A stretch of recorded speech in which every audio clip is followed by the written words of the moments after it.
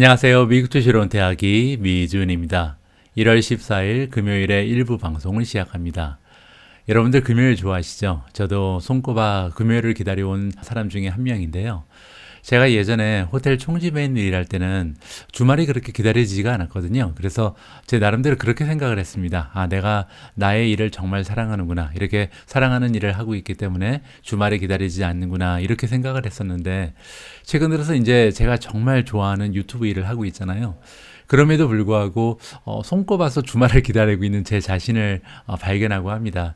그래서 이제 한 가지 느낀 점이 있다면 아무리 좋아하는 일을 하더라도 좀 일이 힘들고 고되면 주말은 기다려질 수밖에 없구나. 이게 사람의 본성이구나라는 생각을 하고 있습니다. 그래서 아무리 여러분들께서 사랑하는 일을 하고 계시더라도요. 주말이 오면 모두 다 축하하면서 자기 자신을 다독거릴 만한 자격이 있다고 생각을 합니다. 이번 한 주도 고생 많으셨습니다. 1월 14일 금요일의 일부 방송 바로 시작합니다.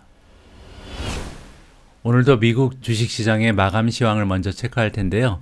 빨간색이 굉장히 많이 보입니다. 보시는 것처럼 다우존스가 마이너스 0.49%, S&P 500도 1.42%나 빠졌고요. 마지막으로 나스닥은 폭락 수준입니다. 마이너스 2.51% 빠지면서 급하강을 하는 이런 추세를 보여줬습니다. 자, 그러면 지수가 이 정도 빠졌는데 미주온 4차 산업혁명 포트폴리오의 개별 종목은 어느 정도의 상처를 입었는지 한번 살펴보시도록 하겠습니다.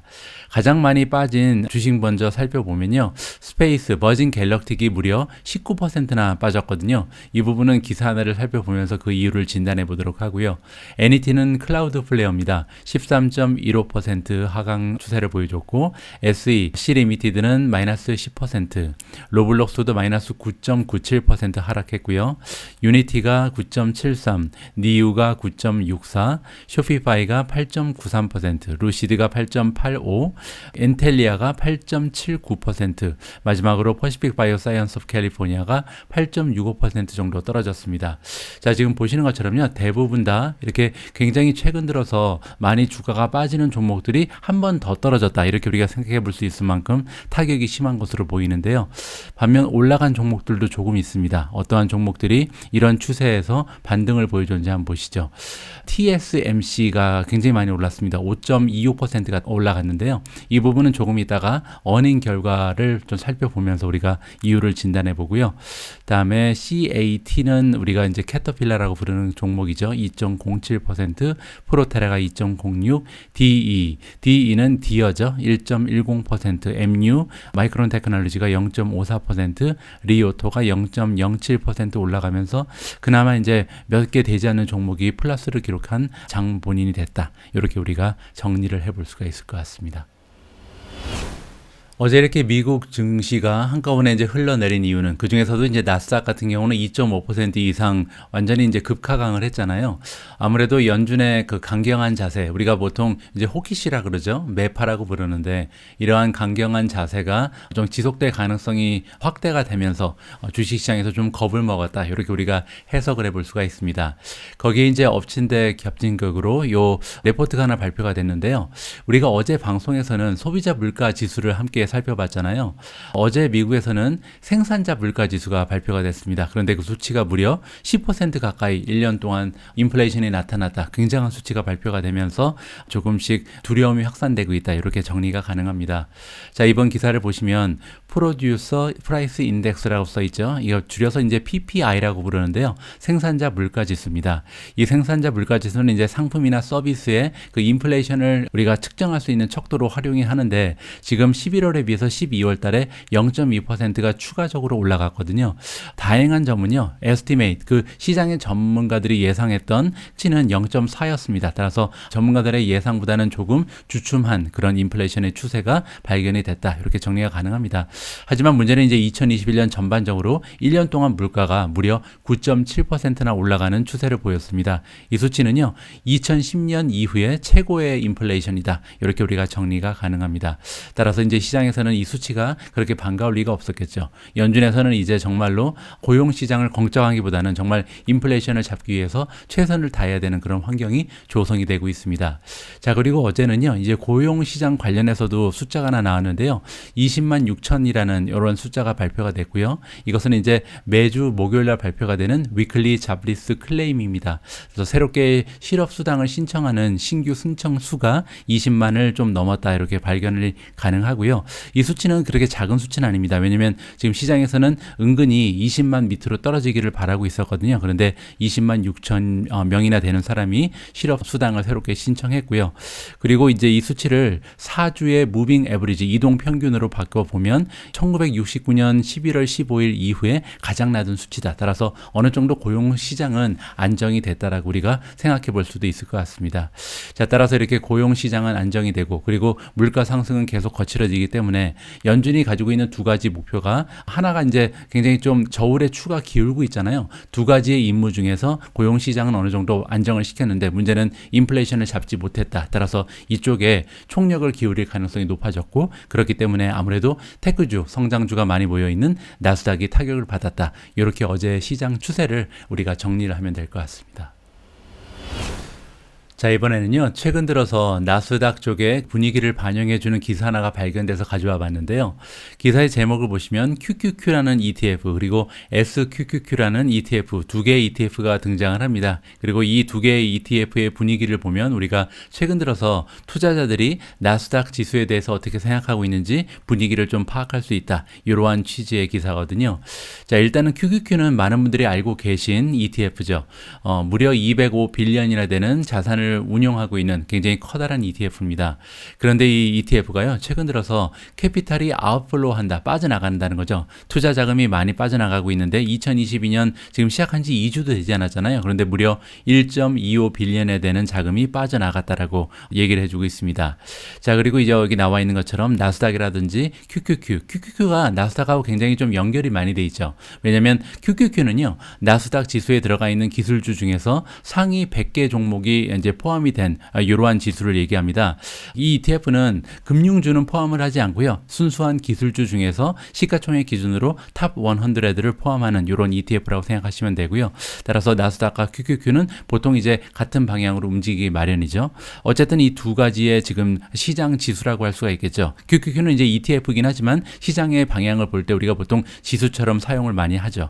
자, 어쨌든 언더 프레셔에 있다. 굉장히 좀 압박을 많이 받고 있죠. 그 이유는 뭐냐면 10년 국채 금리가 최근 들어서 굉장히 급격하게 올라가고 있기 때문이다라고 지금 얘기를 해주고 있죠. 그리고 이 압력이 어느 정도로 강하냐면 현재 나스닥이 200일 이동 평균선이라는 게 있는데 이 200일 이동 평균선 밑으로 지금 떨어져 있는 상황이다. 따라서 굉장히 좀 모멘텀이 좋지 않은 것이 나스닥 지수다. 이렇게 생각하면 좋을 것 같습니다. 자, 이렇게 투자자들이 그 QQQ를 빠르게 빠져나가기 때문에 인베스터들이, 그러니까 우리 같은 투자자들이 지금 어떠하게 느끼고 있는지 우리가 감을 잡을 수가 있는 거죠. 현재 상황으로 봐서는 테크 주식이 많이 몰려있는 이 인덱스 QQQ 지수에 우리가 좀 불편을 느끼고 있다. 이렇게 생각하면 좋을 것 같습니다. 반면에 지금 점점점 뜨거워지고 있는 ETF가 있는데요. 프로쉐어즈 울트라 프로 숏 QQQ라는 것이 있습니다. 이름이 조금 재미있죠.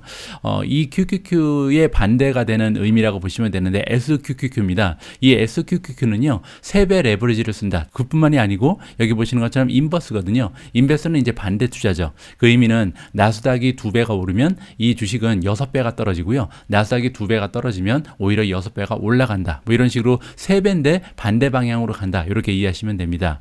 이 SQQQ 같은 경우는 지난해 12월 달, 한 달 전이죠. 12월 달만 해도 엄청난 자금이 빠져나갔습니다. 왜냐하면 시장이 굉장히 좋았잖아요. 그때 289.8 밀리언이나 자금이 이제 빠져나갔었는데 그 이후에 지금 89.1 밀리언이 첫 번째 주, 그러니까 단 한 주 만에 다시 들어오고 있다. 이렇게 우리가 생각해 볼 수가 있겠죠. 자, 지금까지 1월 1일부터 현재 1월 13일까지 이얼 투데이 프라이스 액션을 보면 나스닥 지수는 4.65% 떨어졌고요. QQQ는 4.46% 떨어졌습니다. 반면에 SQQQ, 즉 QQQ에 반대로 투자하는 3배짜리는 지금 13.76%나 올라갔다. 이렇게 우리가 이해를 해볼 수가 있겠죠. 만약에 여러분들 중에 올해 나는 수익 필요 없다. 내 그 포트폴리오가 망하지만 않았으면 좋겠다. 이러한 생각을 하시는 분들이 계시면 것인데, 그러면 이제 해지로요, 많은 분들이 SQQ를 이용하십니다. 그러니까 나는 나스닥 관련된 종목을 많이 갖고 있어요. 그래서 만약에 나스닥이 많이 떨어지면 내 투자 자금이 엄청나게 손해를 볼 이런 상황에 계신 분들은요, 자금의 한 3분의 1 정도 되는 자금을 가지고 SQQQ를 사게 되면, 만약에 내가 가지고 있는 종목들이 떨어지면 SQQ가 그만큼 3배 정도 올라가게 될 거 아니에요. 그래서 어떻게 보면 똔똔이 되는 이런 상황이 연출될 수가 있습니다. 해지로 많이 사용하는 그런 ETF가 SQQQ다, 이렇게 이해하시면 좋을 것 같습니다. 그런 방법을 추천해 드리는 것은 아니고요. 저 같은 경우는 예전에도 계속 말씀드렸지만, 주가가 떨어지면 저는 매수자의 입장에 있기 때문에 계속 줍줍을 하지 판매하는 그런 투자자는 아닙니다. 여러분들께서도요, 여러분들의 투자 환경, 개인적인 여건에 따라서 투자의 전략을 잘 세우시기 바랍니다. 자, 이렇게 어제 나스닥에 속해 있는 종목들이 끔찍한 하루를 보내는 동안에 여유있게 주가가 상승한 종목이 하나 있습니다. 그것도 5% 이상 급상승을 했거든요. 다름이 아닌 TSMC인데요. 티커네임은 TSM이죠.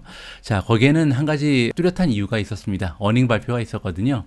그런데 이제 어닝 발표가 시장이 개장하기 전에, 오픈 전에 있었기 때문에 충분히 시장이 오픈된 이후에 반영될 기회가 있었다, 이렇게 이해하시면 될 것 같습니다. 자, 4분기의 갭 EPS는 1.15달러가 나와서요, 시장의 전망치보다 4센트가 더 나왔습니다. 다음은 매출이죠. 매출이 15.74 빌리언, 엄청난 숫자죠.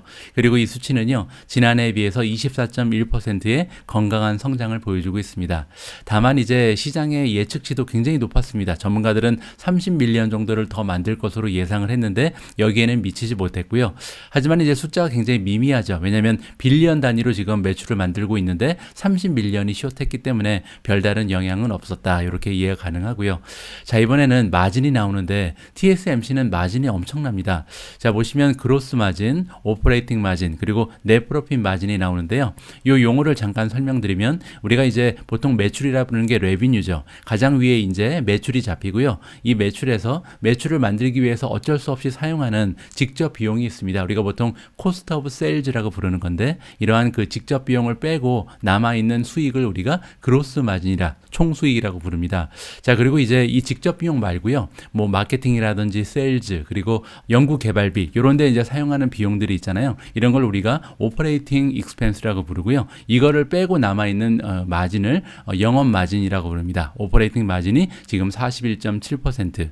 그리고 이제 그 자잘한 그 텍스라든지 여러 가지 작은 그 other incomes, 그리고 other expense가 있는데 요거를 다 제하고요, 정말 그 기업의 호주머니에 들어가는 이러한 프로핏을 넷 프로핏 마진이라고 그러고, 그게 지금 37.9%가 나왔습니다. 따라서 세 가지 숫자 모두 굉장히 좀 임프레시브하다, 이렇게 정리가 가능하고요. 자, 이번에는 그 전망치가 나오는데요. 2022년 1, 4분기에 관련된 아웃룩을 보시면 매출 같은 경우는 16.6에서 17.2를 만들어낸다고 나왔죠. 그런데 지금 그 발표된 내용이 15.7이었기 때문에 4분기에 비해서 뚜렷한 성장을 지속적으로 보여준다, 반가운 소식이고요.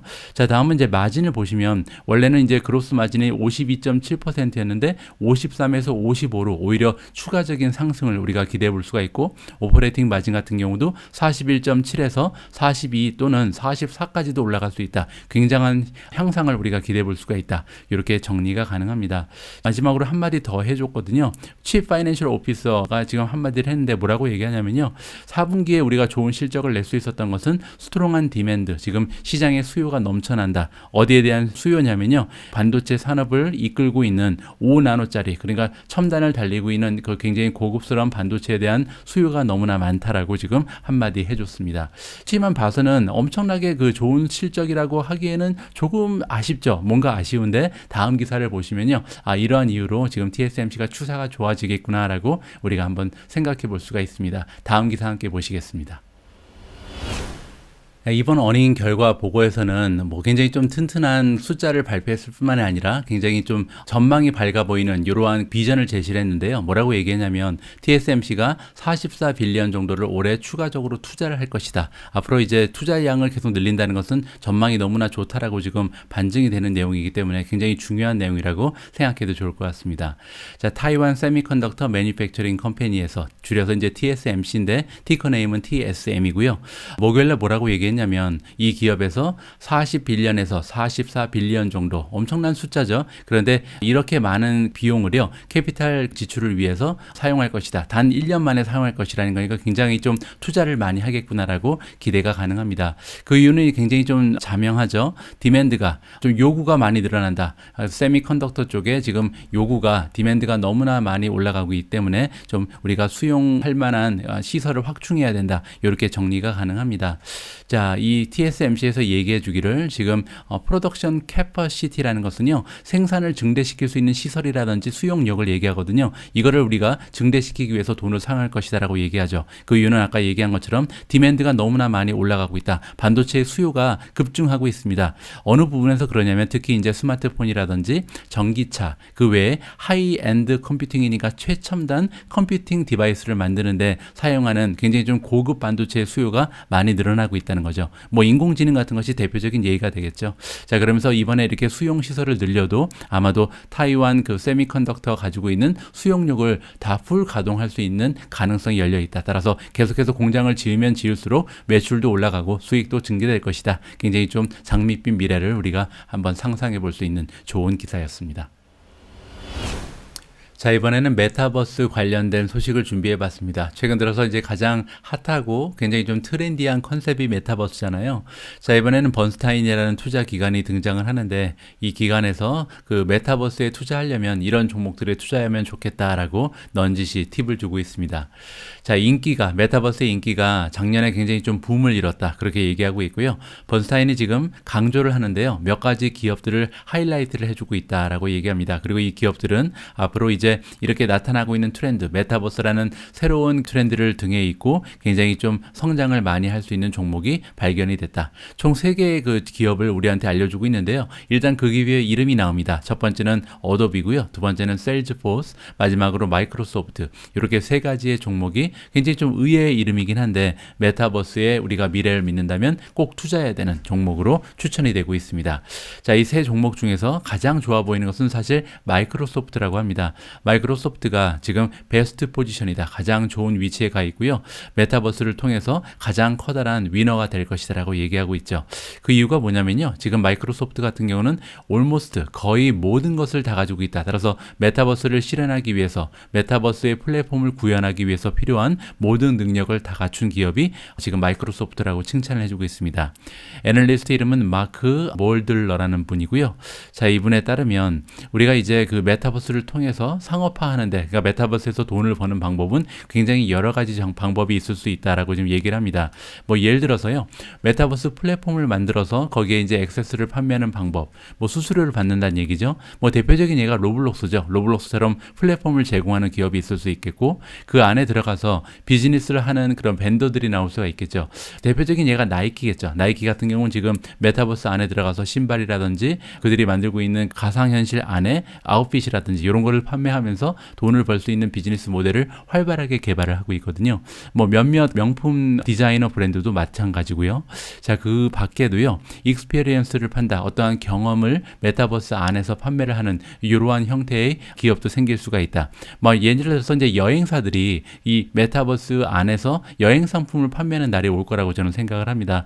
왜냐하면 경제적인 여건으로 인해서 우리가 유럽 여행이라든지 미국 여행이라든지 다 가고 싶잖아요. 그런데 사실 우리 모두가 다 할 수 없는 거죠. 전 세계를 돌아다니면서 여러 가지 세계 유명한 박물관도 돌아다니고 볼거리를 찾아 돌아다니는 것은 사실 일부 부유층만 누릴 수 있는 특권이 되고 있습니다. 하지만 앞으로 메타버스가 좀 활발하게 보급이 된다면 누구나 다 고글을 끄고 아니면 이제 뭐 컨택트 렌즈가 될 수도 있겠고요. 하여튼 메타버스를 통해서 세계 여행을 할 수 있는 날이 올 수 있다. 그렇게 되면 이렇게 경험을 판매하는 여행사 같은 기업들이 메타버스에서 많은 수익을 창출할 수가 있겠죠.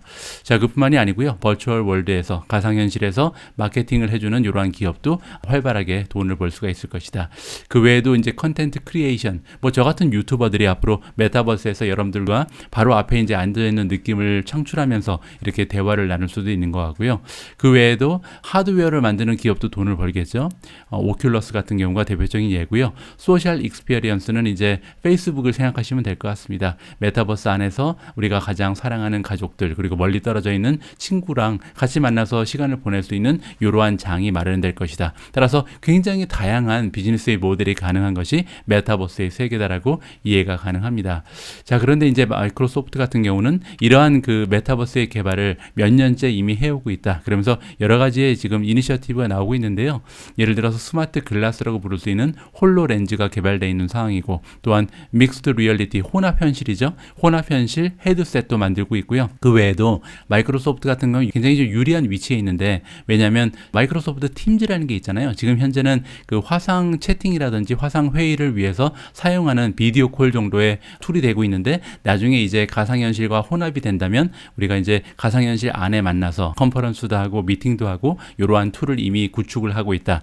마지막으로 링크드인이라는 그 플랫폼도 가지고 있는데, 나중에 이제 링크드인을 통해서 사람들이 구직도 하고 구인도 하거든요. 나중에는 이제 인터뷰도 링크드인 안에서 직접 이렇게 하는 세상이 오지 않을까 우리가 상상을 해볼 수가 있는 거죠. 자, 마이크로소프트 외에도요, 세일즈포스도 굉장히 좋아 보이는데 빅 포텐셜이 있다. 어느 쪽에서 그러냐면 디지털 마케팅 그리고 이커머스 쪽에 한몫을 차지할 것이다. CRM 중심으로 이제 그렇게 영업을 하겠다라고 생각하면 될 것 같고요. 자, 한 가지 기업이 더 추천이 되고 있습니다. 어도비입니다. 어도비는 우리 같은 이제 유튜버들이 많이 사용하는 프로그램인데요. 크리에이티브 클라우드라는 것을 제공하는데, 이거를 통해서 메타버스 안에서 할 수 있는 일이 굉장히 많다. 뭐 예를 들어서 크리에이터들이 들어가서 컨텐츠를 만들 수 있다라고 지금 얘기를 해줍니다. 자, 이 중에서 이제 마이크로소프트가 가장 좀 어떻게 보면 투자의 논리가 확실해 보이잖아요. 가장 앞서 나가고, 만약에 마이크로소프트가 구축하고 있는 메타버스에 대한 확신이 들지 않으신 분들은요, 제가 한 1, 2주 전에 올린 영상이 하나 있습니다. 특집 오미주, 이 영상을 보시고 나면 여러분들은 메타버스에 투자를 하게 되십니다 라는 제목이었는데, 이 영상에 페이스북 그리고 이제 마이크로소프트 두 개의 기업을 놔두고 누가 더 지금 앞서 나가고 있는가, 메타버스의 미래는 누가 이끌게 될 것인가, 이러한 주제를 가지고 제가 영상 하나를 보내드린 적이 있습니다. 굉장히 좀 재미있는 영상이니까요, 많은 분들께서 한번 시청해 보시면 좋을 것 같습니다. 자, 다음 기사는 코인베이스 관련된 뉴스가 다시 전해지고 있습니다. 어제에 이어서 코인베이스에 관련된 뉴스를 전해드릴 수가 있을 것 같은데요. 자, 최근에 이제 기업 하나를 인수한다는 발표가 났거든요. 자, 이번에 인수하는 기업은 뭐냐면요, 페어엑스라는 기업인데, 데리버티브라는 파생 상품이라고 부르죠. 파생 상품을 거래하는 이런 거래소다라고 보시면 될 것 같습니다. 그렇게 되면요, 지금 코인베이스가 원스톱 숍이 돼가고 있다. 원스톱 숍이라는 것은 한 군데서 여러 가지를 판매하는 이런 숍을 얘기하거든요. 따라서 코인베이스의 매출 소스가 점점 더 다각화되고 있다라는 굉장히 좀 건강한 소식이라고 우리가 생각하면 좋을 것 같습니다. 자, 니드함이라는 투자 기관의 애널리스트인 존 토다로가 전해주고 있는 소식이고요. 자, 이번에 이 인수권은 코인베이스를 확장시켜준다. 어디로 확장시켜주냐면 하이 인 디맨드니까 굉장히 요즘 들어서 디맨드가 많이 올라가고 있는 파생 상품 시장으로 지금 코인베이스가 진출할 수 있는 교두보 역할이 될 것이다라고 얘기하죠. 그러면서 이제 경쟁을 하게 될 텐데, 누구랑 경쟁을 하냐면 디센트럴라이즈된, 그리고 이제 굉장히 국제적인 거래소들이 있는데요. 이런 거래소들과 경쟁을 하게 된다라고 얘기합니다. 이러한 기업들은 이미 그 파생 상품을 많이 판매하고 있거든요. 자, 코인베이스의 가장 커다란 라이벌은 CME 그룹이 될 것이다. 지금 여기 나스닥에 상장해 있는 기업이고요. CME가 그 티커 네임입니다. 자, 이 CME 같은 경우는, CME 그룹이라는 그 기업은요, 이미 트랜잭션을 하고 있는데 약 11.9 빌리언에 되는 그러한 거래량이 나와 있습니다. 비트코인의 퓨처 오퍼링을 판매하고 있다. 이렇게 지금 나와 있죠. 굉장히 좀 흥미로울 것이다. 우리가 코인베이스가 앞으로 경쟁하는 모습, CME와 경쟁을 붙어서 과연 이겨낼 수 있을지, 여기 부분에 우리가 좀 신경을 쓰면서 지켜볼 필요가 있고요. 이렇게 그 계속해서 파생 상품이라든지 여러 가지 비즈니스 모델을 추가하면서 지금 기존의 좀 메인 매출의 소스가 사실 커미션인데, 이 커미션에 대한 의존도를 계속해서 줄여나간다면 아무래도 코인베이스의 미래는 조금씩 더 밝아질 것이다. 이렇게 우리가 기대를 해볼 수가 있을 것 같습니다. 자, 다음 기사는 ETF에 관련된 소식인데요. 이번 기사를 통해서 올해 들어서 가장 인기 있는 ETF를 우리가 살펴볼 수가 있겠습니다. 그렇게 되면요, 이 ETF들이 인기가 있다는 것뿐만이 아니라 어떠한 섹터에 지금 투자 자금이 모이고 있구나라는 시장의 트렌드를 우리가 이해해 볼 수가 있는 거거든요. 자, 보시는 것처럼 인베스터들이, 투자자들이 지금 2022년 들어서 파이낸셜, 금융주, 에너지주, 그리고 마지막으로 반도체 쪽에 ETF에 투자 자금을 옮기고 있다. 이러한 소식이 전해지고 있습니다. 자, 마켓이 시장이 이제 두 번째 주의 그 끝을 향해서 가고 있다. 따라서 이번 해를 시작한 지 아직 2주도 되지 않았죠. 하지만 초반의 트렌드가 어떻다는 것을 우리가 이해하는 것은 굉장히 좀 의미가 있다라고 생각을 합니다. 자, 인베스터들이 지금 생각할 수 있는 점이 뭐냐면요. Exchange Traded Fund, 우리가 줄여서 ETF라고 부르는 거죠. 이 ETF의 캐피탈 플로어, 그 자금의 이동을 살펴보면요. 현재 파이낸셜, 금융주, 에너지 그리고 반도체의 공간으로 많이 이동을 하고 있다라고 우리가 생각을 해볼 수가 있습니다. 자, 그래서 가장 지금 자금이 많이 가고 있는 이러한 ETF를 우리가 살펴볼 텐데요. 자, 2022년 들어서 자금을 쭉쭉 빨아들이고 있는 세 가지의 ETF를 공개하겠습니다. 첫 번째는 Financial Select Sector SPDR ETF고요. 티커 네임은 XLF입니다. 자, 두 번째로 지금 자금을 많이 확보하고 있는 ETF는 Energy Select Sector SPDR ETF, 줄여서 이제 XLE라고 부르는 ETF고요. 마지막으로 Vanek Vector Semiconductor ETF, 줄여서 SMH가 티커 네임입니다. 이렇게 세 가지의 ETF가 지금 현재 시장의 자금을 쭉쭉 빨아들이고 있다. 이렇게 이해가 가능합니다. 자, 3위를 차지한 ETF도 보시면 SMH인데요. 현재 YTD로, 즉 지난 2주 가까이 되는 시간 동안 1.2 빌리언이라는 자금을 빨아들였고요. 두 번째 2위를 차지한 ETF는 XLE, 2주 동안 1.29 빌리언을 지금 추가적으로 확보를 한 상태고요. 자, 0의 1위 자리는 XLF. XLF는 이제 파이낸스죠. 이쪽에 지금 현재 1.66이라는 엄청난 자금이 들어가고 있다. 이렇게 이해가 가능합니다. 자, 이번에는요. 시킹 알파를 통해서 이 세 가지의 ETF에는 어떠한 종목들이 들어가 있는지, 이 ETF에 대해서 조금 더 자세한 내용을 살펴볼까 합니다. 자, 가장 먼저 3위를 차지한 SMH라는 ETF에 대한 내용을 좀 살펴볼 텐데요. 자, 들어가서 SMH를 찍으시면 여기 나오죠. Vanek Ventures Semiconductor ETF 클릭하시면요. 자, 여기서 이제 밑으로 조금 내려와 주셔야 필요한 정보를 찾을 수가 있습니다. 쭉쭉 내려오시고요. 자, 계속 내려오시다 보면 펀드 디테일이 나옵니다. 여기 지금 섹터를 가지고 만든 그런 주식에 모여 있다라고 지금 나와 있고요. 자, 인셉션이라는 것은 언제부터 이 ETF가 시작됐는지 2011년에 런칭을 한 ETF라는 것을 볼 수가 있고, 익스펜스가 나오죠. 그래서 투자 자금의 0.35%를 매년 한 번씩 비용으로 지불한다. 자동적으로 빠져나간다고 보시면 됩니다. 자, 그리고 지금 운영 자금이 8빌리언 정도 되니까 그렇게 작은 규모는 아니라는 것을 우리가 살펴볼 수가 있겠죠. 자, 옆에 보시면요. 최근 들어서 이 ETF가 어느 정도의 수익을 안겨줬는지가 나와 있거든요. 자, 여기 보시면 프라이스 리턴, 가장 위에 나와 있는 것이 이 ETF의 리턴이라고 보시면 됩니다. 30.2가 지금 나와 있는데 1년 동안에 그렇다는 거죠. S&P 500이 24.34, 그리고 3년을 보시면 S&P 500이 82%밖에 되지 않는데 이 ETF는 무려 234%, 5년 동안 323이고요. 10년 동안 무려 850%라는 엄청난 수익률을 안겨준 ETF가 바로 지금 우리가 살펴보고 있는 Vanek Ventures ETF 트러스트다. 이렇게 볼 수가 있습니다. 자, 다음은요. 과연 이 ETF에 어떠한 종목이 들어가 있는지 궁금하잖아요. 여기 보시면 탑10 홀딩즈가 나오거든요. 가장 비중이 높은 10가지의 주식이 나와 있는데, 보시는 건 가장 지금 비중이 많은 것은 타이완 세미컨덕터 매니팩처링 컴퍼니다. 즉 TSMC죠. 무려 9.71%를 차지하고 있고요.